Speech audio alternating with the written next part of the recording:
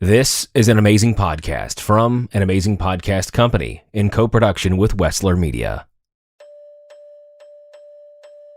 Have you guys seen cases like this before? To be honest with you, we have, but never this big. Damn. I don't know that I think you do know the extent. You need to tell us about him and your relationship and the extent. Am I looking at jail time? Today? No, I mean in general. Probably. You described him as your best friend. Yeah. Tell me, as a best friend, you guys being tight, he didn't disclose anything to you. What was going on? I can tell you anything you need to know about him. I'm listening.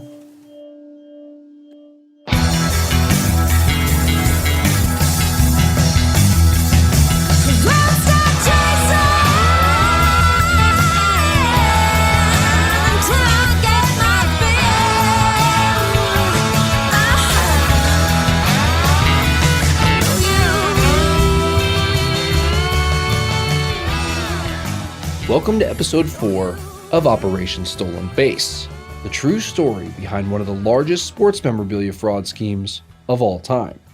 In our last 2 episodes, we heard from Cliff Panizich, a former baseball prospect and the man authorities say was the mastermind behind the crime. What originally started as a legit autograph business turned into an easy money-making scheme when Cliff realized he has the uncanny ability to memorize signatures and flawlessly reproduce them.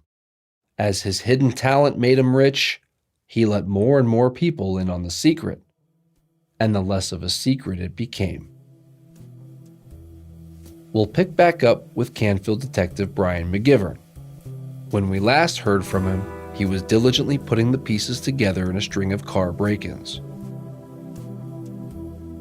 Chapter 4: The Pinch Hitter.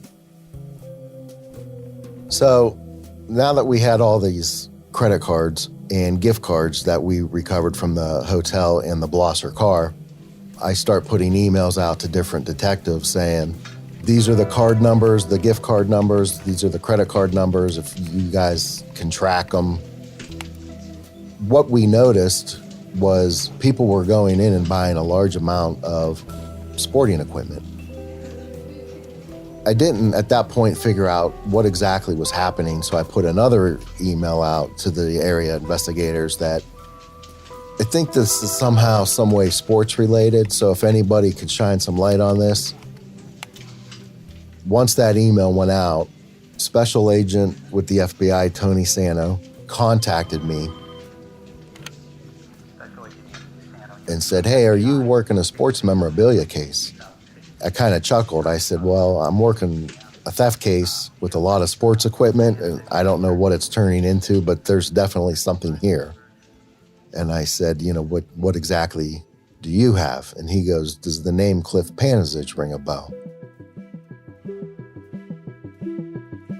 Here I am, little detective at Canfield, and I'm talking to this special agent. He's asking me, do I know this Cliff Panizich? So I'm thinking something's about to kick off here. And I said, no, it doesn't ring a bell, but I do have some different photographs of people that are in these stores buying this sports equipment. And he immediately sent me a Bureau of Motor Vehicle picture of Cliff. And lo and behold, that was one of the suspects that I had in a case file that had bought a couple buckets of baseballs. What put Cliff on the FBI's radar? From what I understand, Cliff was going around to a lot of underground card games. Agent Sano got some information that when Cliff would lose, he would make statements like, well, I need to get home and make up my money and start signing some footballs or baseballs, something to that effect. How else they got on the radar of the FBI to this day, I don't know.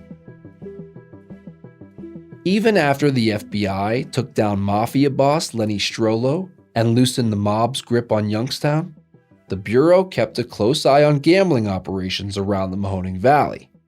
That included underground poker games, which were being frequented by an interesting new player. A young guy, cocky and athletic, who was building a reputation as a high roller. To these other gamblers, Cliff was a welcome sight at the tables. He splashed pots and made bad calls, practically giving his chips away. It was as if he had an endless supply of money. Cue the pinch hitter in the local cops' investigation, a slugger who plays for the feds named Sano. So the first time I met Special Agent Sano was in the Canfield Police Department. And one of the first things I said to Agent Tony Sano when I first met him, and he came out to the police department, was, listen, I don't care where this case goes, whether it's state or federal. I just want to put bad people in jail. He comes to the department, and I had a little board set up with a bunch of the people that we've identified, April and John Blosser, obviously. And then we had another individual identified by C.J. McCormick. He was in a car dropping off a guy at a local Walmart who was arrested for stealing, 500 baseballs. And he gave information about, hey, C.J. McCormick, he's signing baseballs. And we had some other people identified that were buying the sports equipment, but they really didn't know what they were doing at the time, other than, hey, I'll give you $50 if you take this gift card and go buy me, 400 footballs or something to that effect. So Tony walked in and he said, man, you guys are doing a great job with this. And he said, do you mind if I, just do something with your flow chart? I go, no, not at all. He took the picture of Cliff and he put it right on top. He goes, this is the guy that is in charge of this entire organization. How did he know that?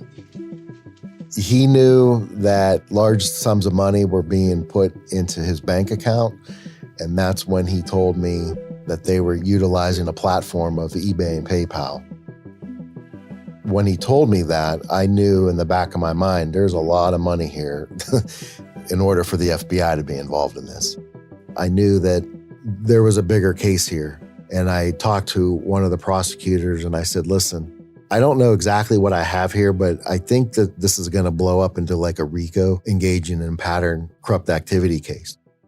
And they immediately said, call Marty Desmond.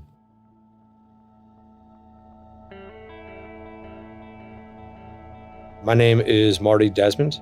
I was the prosecutor on Operation Stolen Base. I worked for the Mahoney County Prosecutor's Office when we prosecuted that case.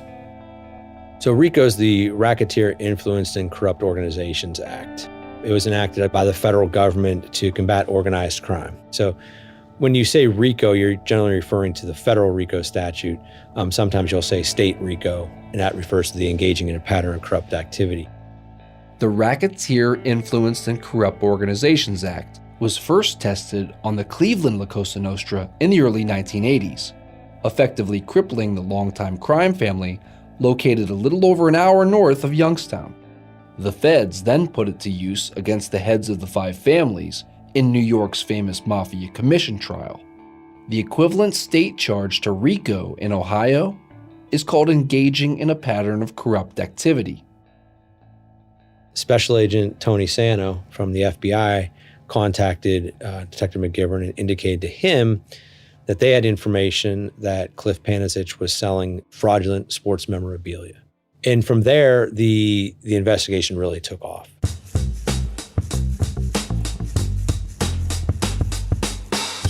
I was the prosecutor on the matter. Detective Brian McGivern worked for the city of Canfield, and it started with him because that's where April and John Blosser were pulled over with the stolen credit cards. When he brought this case to me, I remember the first thing that I remember thinking is, how energetic he was about this case. He just, I remember him saying, there's more to this. Anthony Sano, Tony Sano, is a special agent. Tony was great. He had been in Detroit for a while. He had been in different offices within the FBI. He just had a world of experience. That guy was the real deal. Very high-speed investigator. He was the son of a retired Marine who was a barber. So if that gives you a little insight on Tony, this guy walked in and he was crisp, clean shaven. I don't ever recall even seeing a whisker on his face. He was a former, weightlifting champion of some type. And to see him, you would never suspect it. He was only like 5'4", 5'5", but the guy was larger than life. He was short in stature, but he definitely commanded respect. you would ask him to go do A, B, and C, and he'd come back having done A, B, C, D, E, F, and G. And he would say, well, I know you only asked me to do this, but I figured you probably want this, this, and this too. And like, well, you read my mind, Tony. Yeah, you did. When I first met him, we had that phone conversation, and he said, okay, I'm going to do some surveillance real quick, and I'll send you an email tomorrow. And I said, okay, that's great. Well, I got into the office about 9:30. I open up my email, and here's an email from Tony. He sent like at 6:10. He had already conducted surveillance on these guys, and I'm thinking to myself, okay, this is this kind of the agent he is. I'm going to go toe-to-toe with him, and I'm going to show him the small-time detective can do just as good a job. By and large, it was the three of us. I had the assistance of another prosecutor, kind of a second chair, but it was mainly the three of us who did a lot of the legwork on the case. Who was it that came up with the name Operation Stolen Base? Not me. That term was coined by Special Agent Tony Sano. I was going to say, when Tony tells you that he's calling it Operation Stolen Base, and what's your reaction? No, I liked it. If it was something stupid, then we would have had words. It was a cool name. I liked it. And I said, yeah, let's go with it. You're brought up to speed. You got the Blossers. You're brought up to speed on C.J. McCormick. Cliff Panizich has been put at the top of your flow chart. What happens next? What's the next step? The next step is we start pulling phone tolls from Cliff's phone. Cell phone tolls are basically every phone call that you make or receive from your specific cell phone. We start identifying the phone numbers that are being called to and from his phone, and we were able to identify the people that he was talking to mostly. We noticed that everybody on here had an eBay or PayPal account, so we knew that these guys were all on their own private accounts selling these items. They had worked with eBay, and eBay was very cooperative. And what they noticed is what Panizich was doing and these other individuals involved was that they were using multiple email accounts. They're using multiple PayPal accounts. And then the money was ultimately being funneled into a bank account that belonged to Cliff Panizich. From there, they were able to find all of these other individuals who were involved. At this point in the interview, we pull up the organizational chart from the prosecutor's file. There's enough faces on the flow chart to fill in a lineup on a baseball team. I'll start over here with James Serenko. He specialized in fraudulent movie memorabilia. Jason Lenzi actually was a banker here in town, and he is the one who helped show Cliff how to set up the bank accounts. Jason Lenzi actually had the most to lose and the least to gain. He was helping set up different bank accounts for Cliff. Why did he get involved? You said he had the least to gain. It was easy money. Sean Palo was just a kind of a smaller guy. We identified him through text messaging. Joe Malachek actually grew up here in the Youngstown area, and he moved out to Las Vegas with Cliff. Dan Marino also grew up in Austintown. He moved out to Vegas. As he was living with Cliff, he saw how easy it was to sign some sports equipment. He came back to Youngstown in the Mahoning County area, and he started doing his own forgery. Did you guys find it ironic that there was someone named Dan Marino in this sports memorabilia case? Yeah, I guess we did. You can't make this stuff up. Dan Martini, he's actually the owner, operator of a local burger bar downtown. He allowed Cliff to use his name to open up an eBay PayPal store. But when Cliff set that store up, he forgot to change the bank account. I think it was about $5,000 or $6,000 went into Dan Martini's bank account. Dan takes the money out and kept a portion of it. So that's an example of someone who got wrapped into it. Jason Moore was an individual. He learned from Cliff how to do it. He went out on his own. He did a lot of transactions on his own, more so than these other individuals that we just mentioned. Jason Lenzi, Jason Moore, Joe Malachak, Dan Marino, James Serenko, Sean Pilo, Dan Martini. We knew this was the group of guys doing this.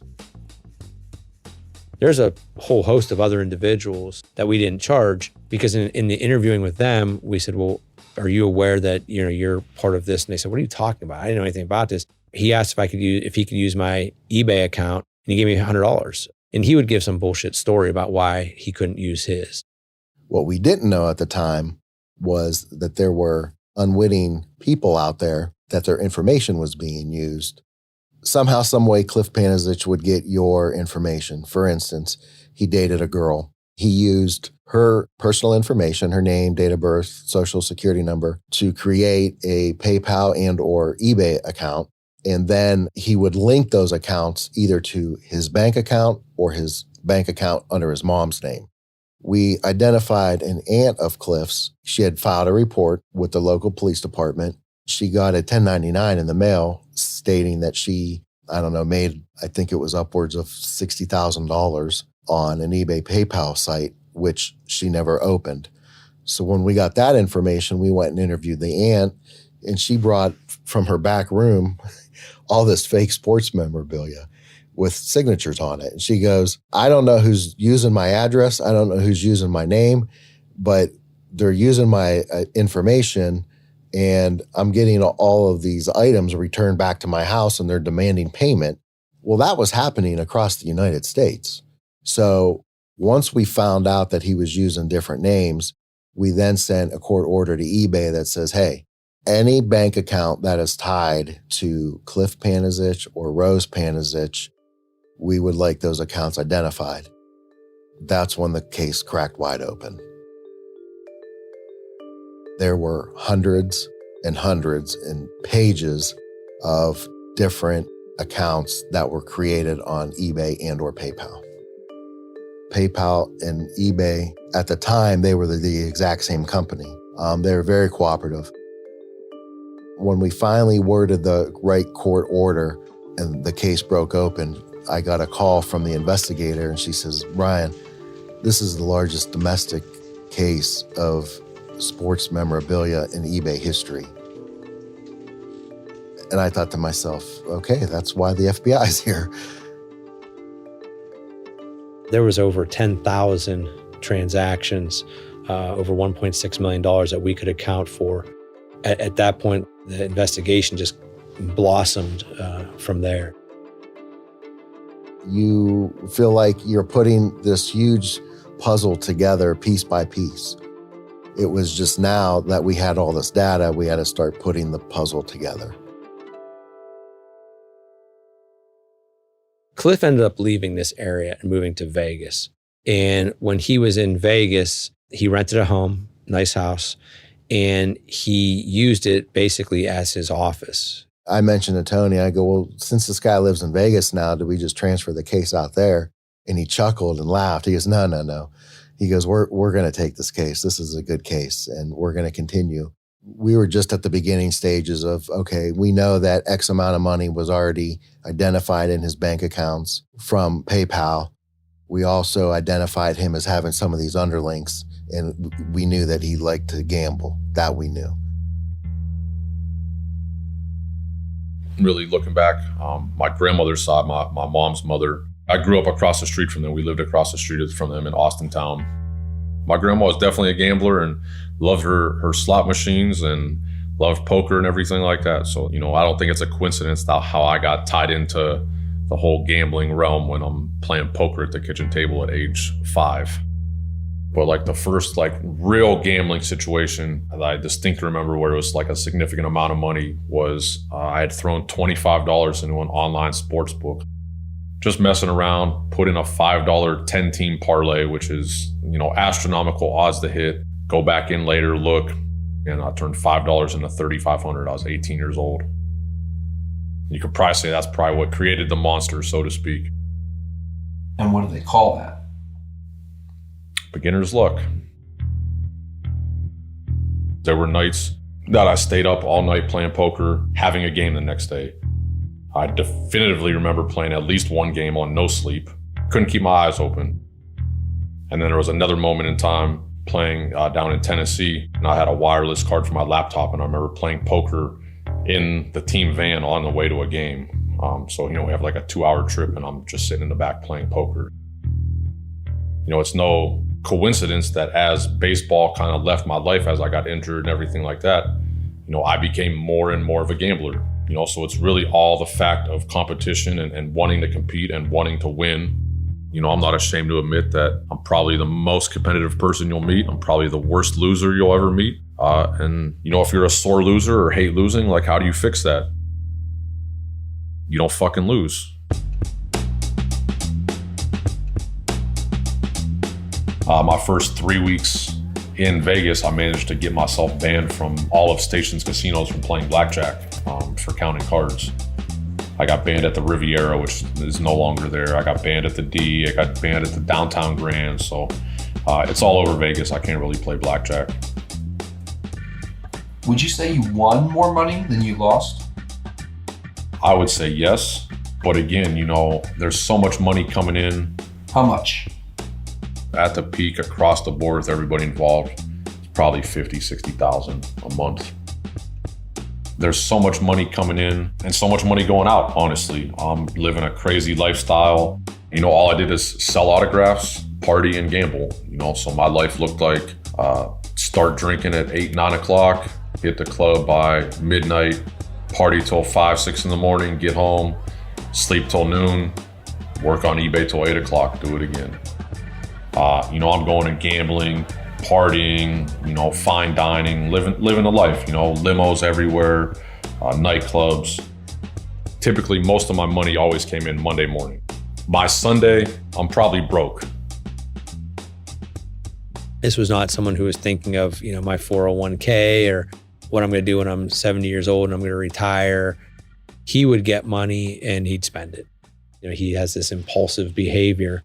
We were able to get search warrants and court orders with the casinos out in Las Vegas. They did a phenomenal job giving us information about Cliff. That's another thing that I learned that was really, really interesting to me. They were able to tell what type of player he was, what type of gambler he was, and they were able to show, the loss. There was stories upon stories of his gambling escapades where he'd go and gamble for days on end and lose.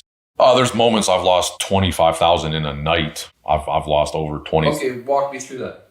No, there's so many stories. There's so many times where I would have spent an entire weekend betting sports, which is kind of was my go-to and felt like profitable to me, making 10, 15, 20,000, going in, cashing my tickets, and not being able to make it to the front door, walking out with nothing.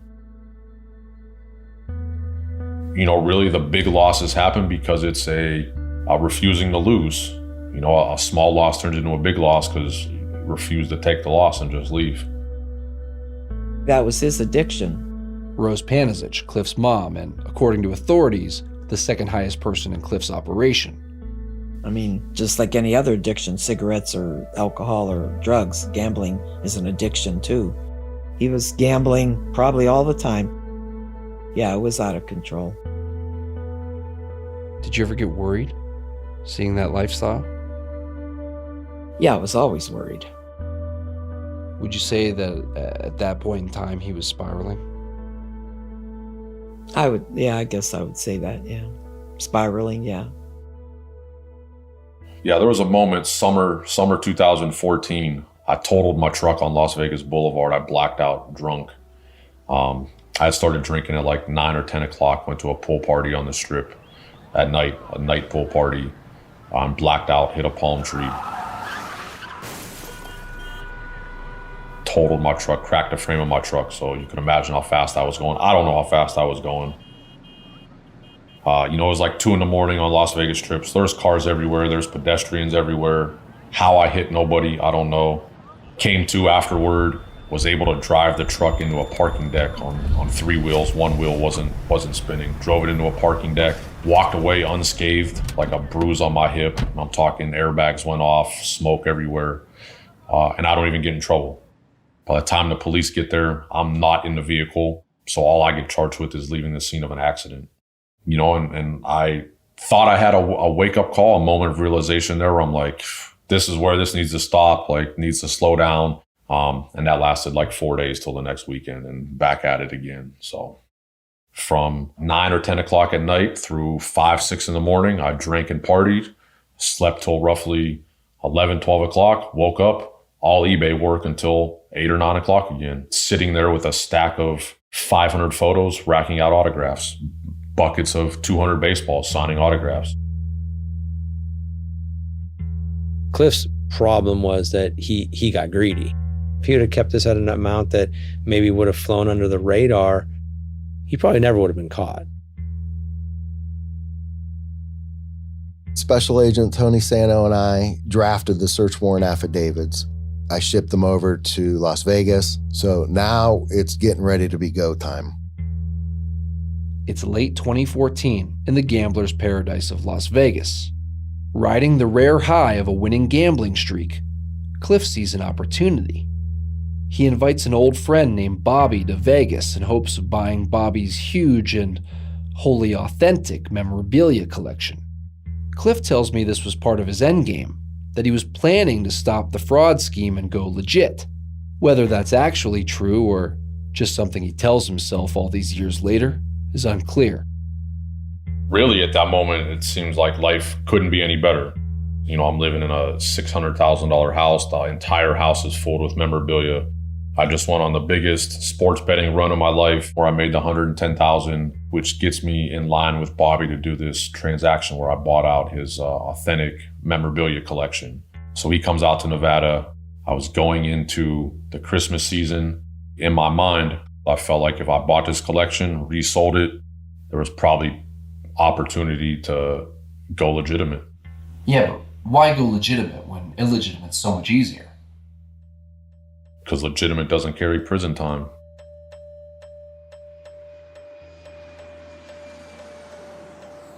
We jump on a plane, flew to Las Vegas, and Cliff lived in a suburb of Las Vegas in Henderson, Nevada.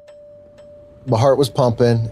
We finally pull up in front of the house, and I've looked at this house hundreds of times, and I'm thinking to myself, finally, we're taking this case down. It's 8 a.m. December 1st, Monday, December 1st. I go downstairs in my shorts and some socks and open the door, and there's like 14 people standing out front, a combination of detectives, and I see the big FBI letters on a bunch of guys' jackets.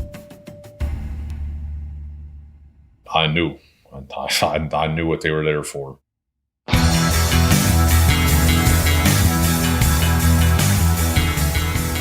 On the next episode of Operation Stolen Base, I was looking for a way out. Just so you know, there's 5 search warrants being conducted right now. A lot of things went through my head in that second.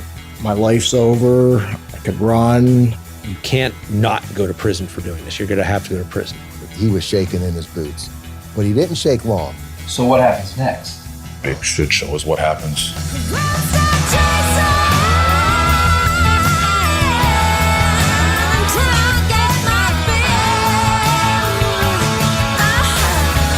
This episode of Operation Stolen Base was written by me, Johnny Ciccatelli. Story editing, mixing, and sound design by Kevin Skubak. Produced by Vince Tornero and myself. Our theme song is Chasin' by the Vindies.